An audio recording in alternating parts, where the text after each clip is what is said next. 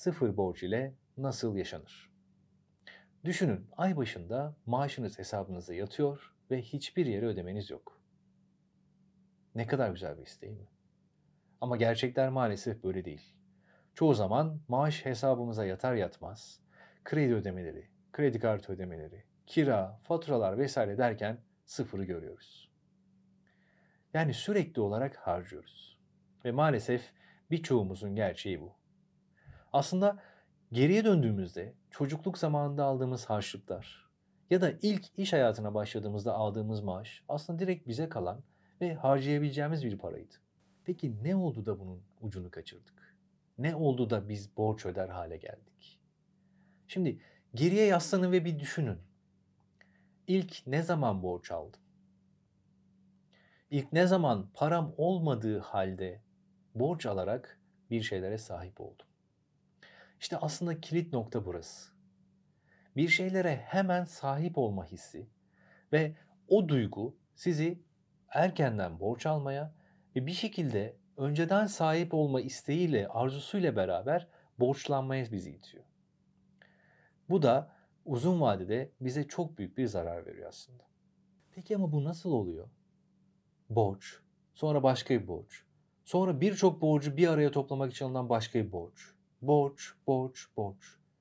Türkiye'deki insanların büyük bir çoğunluğunun bankalara borcu bulunuyor. Üstelik bunların büyük bir kısmı da ödeyemediği için yasal takipti. Aslına bakarsanız Türkiye'de insanlar ortalama 30 yıl çalışıyor. Ömürleri boyunca 30 yıl çalışıyorlar. Ve bugün iş hayatına başlayan birisi asgari ücret ile 2000 TL maaş alarak hayata başladı diyelim. 30 yıl boyunca her yıl %10 artış alsa toplamda ömrü boyunca yani 30 yıl boyunca 4 milyon TL maaş alacak demek. Bakın bu 4 milyon TL'nin içerisine emeklilikte aldığı para vesaire hiçbir şey dahil değil. 4 milyon TL maaş alacak demektir. Çok güzel bir para değil mi? Hadi bunun 3 milyon TL'sini hayatını yaşamak için, hayatını devam ettirmek için harcadı. Zaruri giderlerine harcadı diyelim. Geriye 1 milyon TL kalıyor. Bu 1 milyon TL ile istediğini alabilir. Ev, araba vesaire. Şu anda istediğinizi alabilirsiniz. Peki biz ne oluyor da bu kadar aslında hesap yaptığımızda ortaya güzel şeyler çıkarken sürekli borç ödüyoruz ve hiçbir şeye sahip olamıyoruz?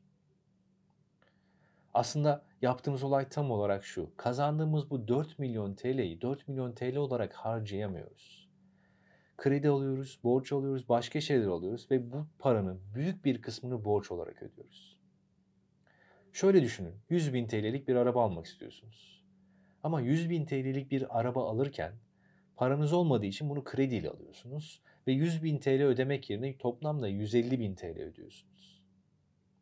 Yani 4 milyon TL'lik kazancınızı aslında 4 milyon TL olarak harcayamıyorsunuz. Ödediğiniz borçlarla beraber 3 milyon TL olarak harcayabiliyorsunuz.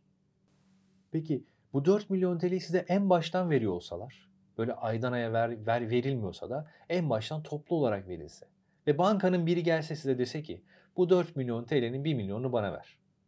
Verir miydiniz? Hayır değil mi? Peki neden o zaman bunu yapıyoruz? Neden hayatımız boyunca kazanacağımız o paranın büyük bir kısmını bankaya veriyoruz? Dolayısıyla şunu iyi düşünün. Ömrünüz boyunca kazanabileceğiniz bir 4 milyon TL var. Bu 4 milyon TL'yi nasıl harcadığınız sizin nelere sahip olacağınızı belirleyecektir. Bu 4 milyon TL'yi borca girerek 3 milyon TL olarak da harcayabilirsiniz. Ya da kazandığınız paraları biriktirip altın, fon, döviz gibi şeylerde değerlendirerek 5 milyon TL olarak da harcayabilirsiniz. Yani harcama şekline göre kazandığınız parayla çok daha fazla şeye sahip olabilirsiniz. Şöyle bir örnek üzerinden gidelim. Siz arabayı çok seviyorsunuz ve hayatınız boyunca kazandığınız paranın büyük bir kısmını arabaya harcayacaksınız. Ve iş hayatına yeni başladınız. Yeni başladığınız için paranız yok ve daha düşük model bir araba almak istiyorsunuz. Eski model. Çok da lüks olmayan bir arabayı ikinci el alacaksınız ve bunun fiyatını belirlediğiniz 40 bin TL. O zaman iki farklı senaryoyu gelin birlikte hesaplayalım. Birisinde borç alarak hayata başlıyorsunuz, diğerinde ise sıfır borçla yaşayarak hayatınızı devam ettiriyorsunuz. İş hayatına başladınız. birinci yıldasınız ve hemen arabayı almak istiyorsunuz. Çünkü artık bir geliriniz var. Dolayısıyla 40.000 TL'lik arabayı almak için bir ihtiyaç kredisine başvuruyorsunuz ve aylık 1600 TL taksitle 36 aylık bir kredi çekiyorsunuz. Bu kredinin toplam geri ödemesi 57.600 TL. Yani hemen birinci yılda araba sahibi oldunuz ve 57.600 TL ile hayatınıza başladınız. Oysa ki sıfır borçla yaşamak kısmına döndüğümüzde bunu yapmayıp aylık 1600 TL ödeyeceğiniz taksidi kenara birikim olarak aktarıp bir yılın sonunda 20.000 TL birikime ulaşabilirsiniz. Biraz altında olacak 19.200 vesaire ama bunu altın, döviz vesaire gibi şeylerle değerlendirerek daha yukarıya çıkartmanız mümkün. Aynı sistemle devam edelim. İkinci yıla geçtik. Arabamın taksidi 3 yıllıktı. 1600 TL aylık taksit ödemeye devam ediyorum. Ama arabam var. Son derece mutluyum. Diğer tarafta araba hala yok. Hala otobüs kullanıyorum, metro kullanıyorum, yayan gidiyorum vesaire. 1600 TL aylık birikimimi devam ettiriyorum. Ama yıl sonunda toplam birikimim 40.000 TL oldu.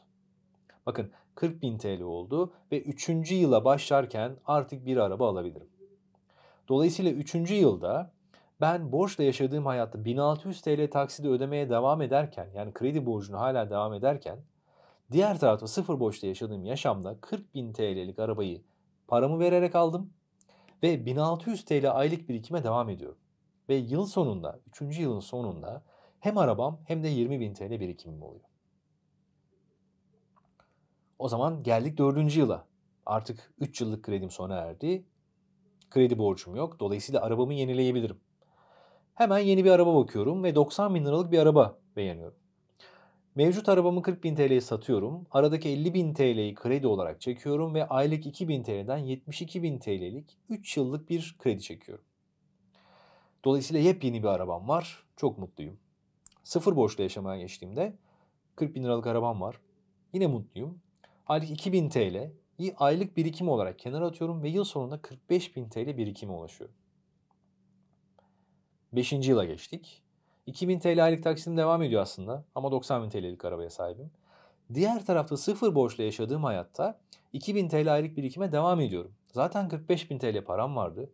40.000 liralık da arabam vardı. Arabamı satıyorum. 45.000 TL üst parayı üstüme koyuyorum. Ve ikinci ayda ya da 3. ayda 90.000 TL'lik arabayı almış oluyorum. Ve 5. yılın sonunda 90.000 TL'lik arabaya ve 20.000 TL birikime sahibim. Bakın aynı lükse 5 yılda ulaştım. 6. yıla geçiyorum. 2.000 TL aylık taksitim devam ediyor borçla yaşarken. 90.000 liralık arabaya sahibim.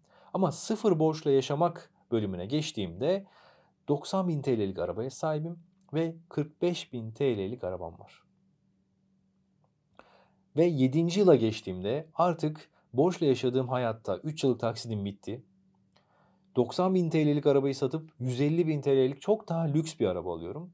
Ve aradaki 60.000 TL'yi kredi olarak çekip aylık 2.400 TL aylık taksidi olan 86.400 liralık borç içerisine giriyorum. Aynı zamanda sıfır borç ile yaşamaya bakalım. 45.000 lira param vardı. 90.000 liralık bir arabam da vardı. Ben bu ikisini satıyorum. 90 artı 45 135.000 yapıyor.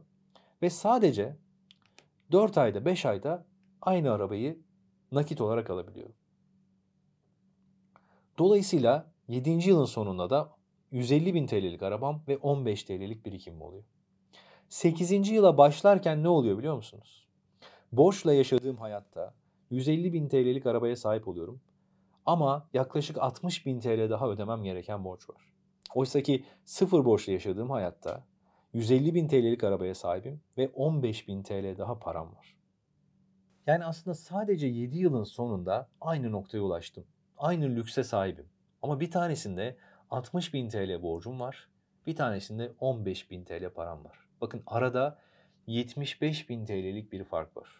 Ve sahip olduğum şey 150.000 TL. Yani 150.000 TL'lik şeye sahip olmak için arada 75.000 TL fark var. Bunu 1 milyon TL'lik bir şeye sahip olmak için yapıyorsanız bu hesabı arada 500.000 TL'lik bir fark olacak. Aslında bazı şeylere daha erken sahip olma isteği sizi uzun vadede bazı şeylere çok daha geç sahip olmanızı sağlayacaktır. Ve paranızın büyük bir kısmını aslında boşa harcamanıza, kredilere, faizlere ödemenize sebep olacaktır. Bu sebeple Harcama yaparken son derece dikkatli olmanız gerekiyor. Evet, kredi alarak ya da borç alarak bazı şeylere çok daha erken sahip olabilirsiniz. Ama uzun vadede baktığınızda çok daha büyük şeylere sahip olmak için aslında çok daha fazla zaman harcamanız gerekir ve hatta belki de sahip olamazsınız. Dolayısıyla daha büyük hedeflere ulaşmak için sıfır borçla yaşamayı kendinize en baştan bir hedef olarak koymalısınız. Ben ipin ucunu çoktan kaçırdım diyebilirsiniz. Ama hiçbir şey için geç değil. Eğer ipin ucunu zaten kaçırdıysanız şu andan sonra ilk hedefiniz sıfır noktasını görmek olmalı. Sıfır borç ile yaşamak hayatınızdaki en büyük hedef olmalı ve bu andan itibaren harcamalarınızı mümkün olduğunca kısıtlamalısınız. Zaruri ihtiyaçlar dışında harcama yapmamalısınız ve bir harcama yaparken onun sizin için gerçekten gerekli olup olmadığını düşünmelisiniz. Emin olun sıfır noktasını gördükten ve borçsuz bir hayat yaşamaya başladıktan sonra çok daha mutlu olacak ve çok daha fazla şeye sahip olmaya başlayacaksınız.